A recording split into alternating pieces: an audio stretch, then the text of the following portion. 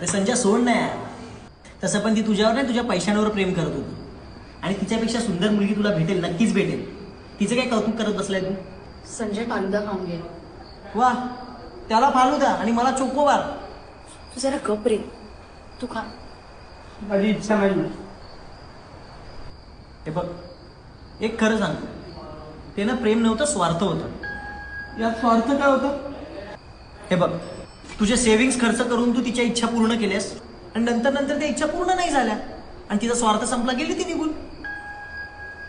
आणि एक गोष्ट लक्षात ठेव, ती योग्य व्यक्ती नव्हतीच. योग्य व्यक्ती आली ना तुझ्या आयुष्यात की तुला पुन्हा प्रेम होईल आणि ते खूप स्पेशल असेल ना.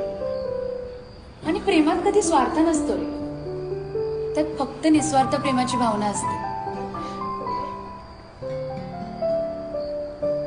अगदी या चाफ्यासारखं. हे बघ, हे फुल चांगलं असो किंवा कोमेजलेलं, सुगंध देणार.